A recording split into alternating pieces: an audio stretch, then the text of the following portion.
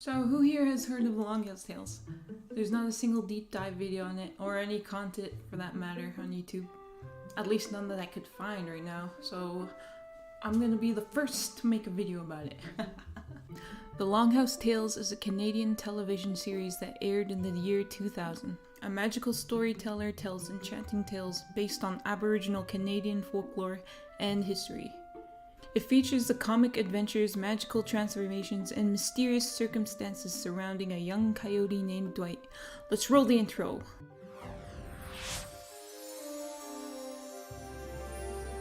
I remember the night of the shooting stars, when that coyote Dwight came into our lives, and all sorts of wonderful things began to happen. Stories beyond belief. But there was no one to tell them. And that's when the mysterious storyteller Hector Longhouse arrived. He too came on a night of shooting stars and began to tell our stories for all the world to hear.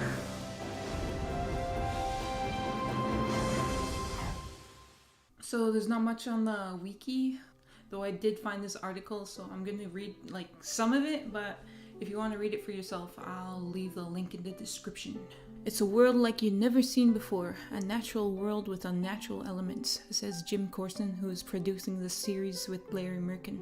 The series, in fact, slides back and forth between two worlds. The Longhouse, where the mysterious stranger Hector Longhouse tells stories of native folklore to 3 puppet characters, and the 5 natural environments where the stories play themselves out and the remaining animals live. Joining Hector in the Longhouse are a turkey puppet named Ticonderoga and 2 bat puppets, Hummingbird and Fly. The transition between the 2 worlds is a wrinkle wipe, or what exec producer Kevin Gillis says is a wrinkle in time. We wanted to make it as different looking as possible, especially when dealing with the depth in shots, so we created CG backgrounds with moving clouds, birds, changing horizons, textures that match the textures of the studio's settings, says Corston. Steeped in mystery, it is never clear who Hector is, where he comes from, why he tells the stories, the time and place in which the worlds exist, or the relation between the 2 worlds. There is, however, a definite surreal or supernatural element suggested throughout each half-hour episode. For instance, some of the animated horizons show 3 moons, and there are only 2 times a day, night or magic hour. Targeted at kids aged 6 to 9, a slightly older demo than most puppet-oriented shows. The series serves as a portal to inform people about native culture. All the characters come out of native mythology, but they deal with everyday life. The puppets were designed and constructed by Toronto's Radical Sheep Productions. Personally, I adore the show, and it's sad to see that something this amazing was just forgotten about. I wish it at least had like another season. There's so much more to explore in this universe. The puppets were spectacular. Each one had an enormous amount of detail, especially Ticonderoga and Navarre. The designs are some of the best I've ever seen in puppet media. I love how they don't look too cartoony or too colorful. It helps them blend into the environments of the sets. Speaking of sets, they're so charming to look at. I love it when films make their own sets, especially when it's full of nature like this. It reminds me of The Dark Crystal, one of my favorite movies ever. And then it's mixed with beautiful CGI backgrounds, which makes it look so nostalgic. Going into the series, I thought it'd be like really kiddie, but no, it dives into some serious topics and life lessons. There's like this really cool magic and artifacts in it. We explore fear catchers, friendship pouches, and a moccasin that transports you into like different worlds. From the first episode, I just became so invested in the story and like the history of each character. The humor could be like childish at times, but I like it. My name is Ginger!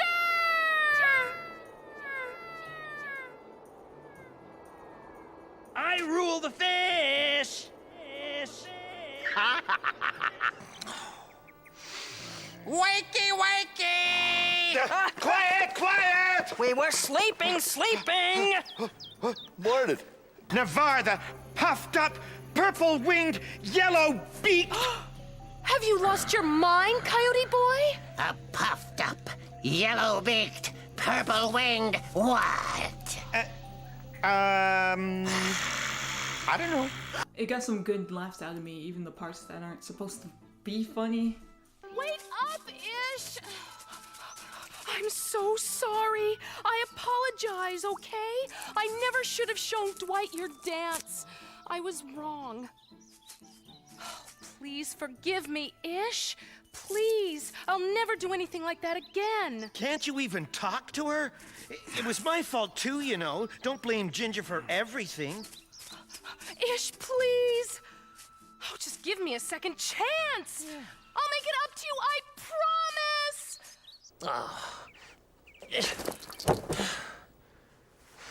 Someone will snap this place up, I tell you.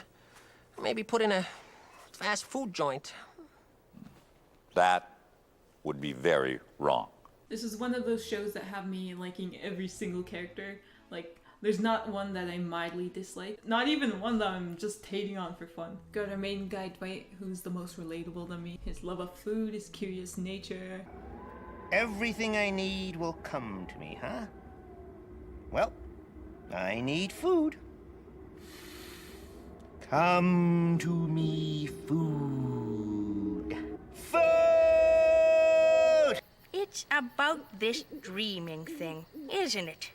I know it shouldn't bother me, but why don't I dream? Everybody else does.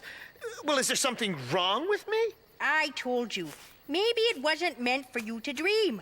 Or at least not right now. Not everybody's the same. You're different, I'm different. We all do different things. But you want to dream anyway. He's such a forgiving character. Why didn't you tell everyone that you ate all the wish berries? Instead of letting them blame poor Caw. Well, you tricked me. You could have told me how important they are. Caw didn't want anyone else to have the berries. But why? 'Cause nobody likes me. Well, Caw, how can anybody like you when you're always tricking them all the time? So, we were both wrong. Yes. Okay, so, now what are we gonna do? And an all-around goofball. I don't see why I shouldn't be. Ginger wants me to go to a moon dance with her. She, asked me. I've never heard of a moon dance. Yeah, funny. Me neither. Yeah, right. Practical. Practical? Is that a bad word? You couldn't have chosen a worse one. How come? How would you like to be called practical? Well, sure, I'd love to be called practical. He's got magical powers that extend farther beyond what we are shown. But what we do get can be questionable at times, but also very sweet. My favorite ability that he has is that he's able to go into people's dreams. Hector Longhouse is an intriguing and mysterious character. I, didn't see you come in. You in a tour bus? This place looks different. Different. Oh. Where are you from, anyway? I've been traveling a lot. Thought I'd come home. Oh, yeah? You from around here? Right here. Right where? This very place. What is your name? My name. Names are funny, aren't they? There's a power in a name and how you choose to use it. Longhouse is the only human in the show. He's got that sacred wisdom. Sometimes it's good to be afraid. Your fear can protect you. Remind you that there are things that you should be afraid of. But sometimes your fear can possess you and make the world spin out of control. Ticonderoga, what do you dream about? Me? Oh, nothing much.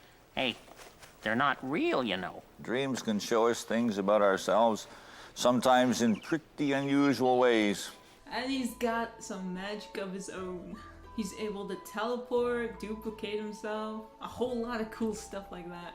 He and Ticonderoga have the best character, have the best chemistry. Cough it up, pal. You must have something. I mean, you haven't even paid rent. Well, let's see. Maybe I can find something. What? Oh. Oh. A bead. One bead.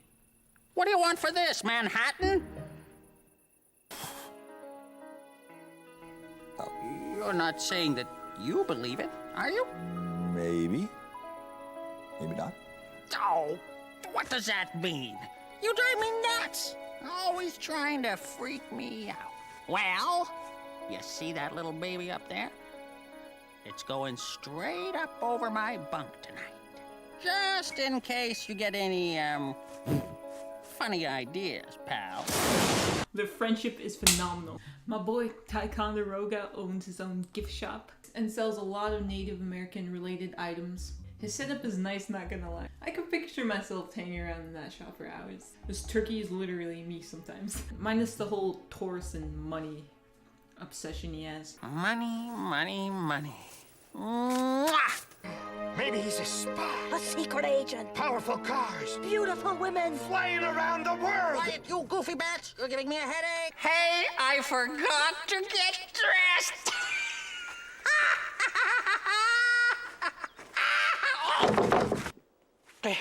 Fellow members of the Toasty Turkey Masters Club. I mean, the fellow turkeys. He's just so funny. Ish is instantly my favorite. He's got a tragic yet interesting backstory. I like how the show touches on that without revealing too little or too much. He's the strong silent type, but like a little bad-tempered. Really bad-tempered. How long is this gonna take? I'm telling you, you better ask them about your name. Just let me finish. Then you can all ask questions. Stop laughing! You'll ruin it all. This has to be perfect. Don't worry. Everything will be fine. No, it won't be. I wish they would all go away. Nobody knows me. I hate everyone. He's almost always accompanied by his magical stick, which he calls Stick, who has the best attitude in the show. I ought to wear gloves when I carry you. So I'm a little rough around the edges. It adds to my charm. Then she doesn't need me. What is his problem? Oh, a lot of internal conflict. Misdirected search for an identity. And a plummeting sense of self-worth. And possibly an inferiority complex. Go! It's not as good as your stick. Well, of course not. But it's okay. I just need to train it. You don't train a stick. The stick trains you. Is that so? Just kidding. Ish is good with herbs, potion making, and can do pretty impressive magic. And man, his crush on Ginger is super adorable. Ish! Are you home? It's Ginger. Now's your chance to be charming. Yeah. Bella sent me. She has a special task for you. At last, somebody wants my magic. Oh, defeat the Wendigo, cage Navarre. Whatever she wants, I'm ready. Bella sent Pepper to ask Dwight to come along too. Huh? Pepper's crying. Even Ginger said some nice things about you. She did? Mm-hmm. She's probably thinking some nice things right now. I ship him. Bella's the most wisest, as stated a few times in the show. She's the show's cuckoo, which means grandma where I live. I don't know why, it's just something we've been saying. I haven't even taken the time to learn my own language. All I know is Kawin Gutinu, which I don't even know what that means. I just know that it's a sentence. Whatever, I'm rambling. Here, me, you, we listen to Bella. Anyone who doesn't is gonna get a licking. Bella seems to know just about anything and provides a few great life lessons for the characters. You seem to have done quite fine without having to dream. You're healthy, full of energy, and kind of cute.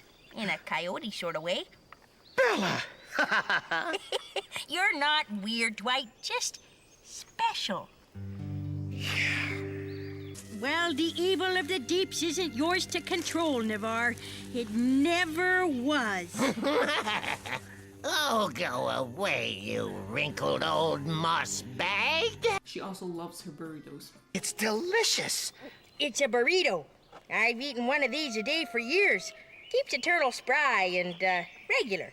Falstaff is my man. Oh, there's really no need to go anywhere. There isn't? No. If we want to know what those symbols mean, all we have to do is a little Research. Oh, research. Isn't that where you just sit around and read books? Exactly. Look, what if your books are wrong? Wrong? Books? My books? Gotta love a guy with knowledge. He lives behind a waterfall and owns a library full of all kinds of books. And he teaches Dwight and Ish magic and has a big fascination with it. There's a scene where his eyes go completely black and then it's creepy but like cool. I don't know, I have a thing for scary stuff. There's this comment on this YouTube video where they're like, guys, is that Freddy Fazbear? And then they put the, you know that meme song of Five Nights at Freddy's where a little kid is singing it. I don't know, it's funny. Ginger calls herself a student of the forest. I love the way she interacts with some of the characters. I'll protect you. Oh, please. Hi. Ask him if he's seen Pepper. Are you kidding? Okay, I'll handle it. I am Navarre, the Terrible. We come in peace, Navarre the Terrible. The Magnificent. Oh, the Magnificent. She isn't afraid to ask questions and is hella sassy at times. Well, thanks a lot. You scared me half to death. Good costume, huh? No, you look like a goof. Filled with wisdom. Well, can we see it too? Oh, no, my dear, no. Dwight and Ish may gain entry in time if they perfect their magical abilities. Well, what about me? Ah, charming as you are, the room must remain off limits to you. I'll go get the Dark Star. You help Dwight. What are we supposed to do? Lure Navarre down with bird calls? A girl straight up smacked Ish in the head when he was way out of it. I never expected Pepper to be one of the smartest ones out of the characters. The show caught me off guard a bit with that one. There's the cute little skunk being one of the most educated. Well, by a combination of levers and pulleys, it throws objects into the air. Cool. Then what happens? Well, the object would fly through the air at a diminishing rate of speed until the inertia of the object becomes greater than the acceleration and trajectory.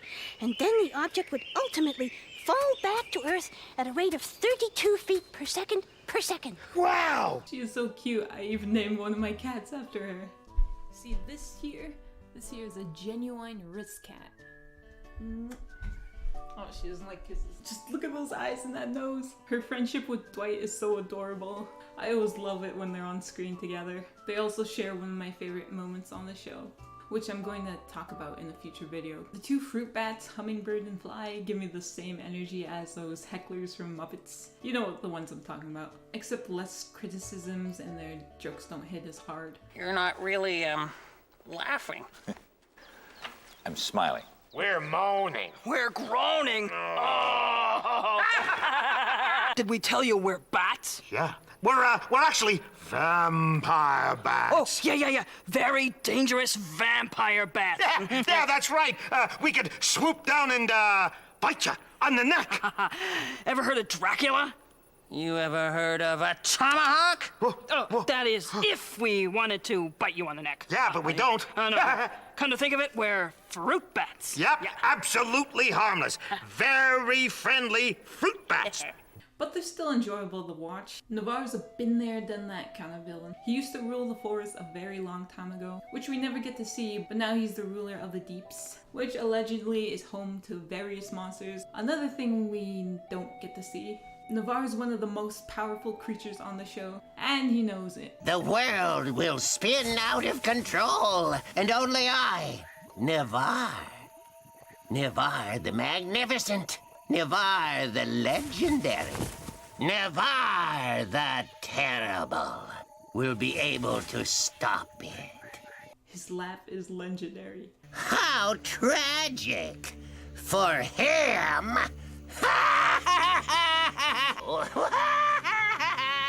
And I swear they should have made a redemption episode for him. The potential was there. Yeah, he's evil, but he can be nice when he wants to be. Let me go, please. Oh, you can be nice sometimes, can't you? Nice?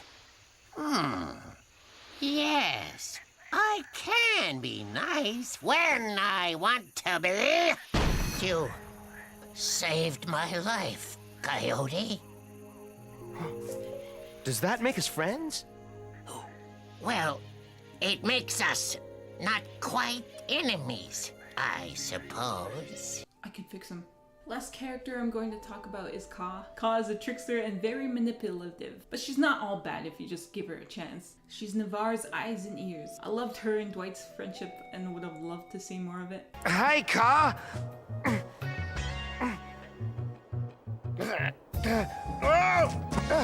What are you doing? Seeing how long I can stand on my head? You came all the way to the Great Plains, and you built yourself a pretty little circle, so you could see how long you could stand on your head? I'm on a vision quest. Where are you going? But nobody put a bell on Dwight, and nobody likes Caw. I know. What the others did was wrong. Everybody's wrong! Yes, and I'm sorry I got you into so much trouble. Ka, will you forgive me? She's giving me Skexel vibes too. I might ship them. There are a lot of questions left unanswered in the show. Whether it's intentional or not, I actually love that about the show. It leaves room for speculation and theories, something to keep the fandom alive for years to come. If you made it to the end, neat. I thank you for stopping by and hope you enjoyed this video. And I may or may not make a video diving into each character and their history. Depends on if you like that. Now I must go. Another thing I forgot to talk about is like the soundtrack. It fits perfectly well with the show, like the whole aesthetic of it. I can't find the score online. Hopefully someone out there will like somehow get it on YouTube, because that would be great.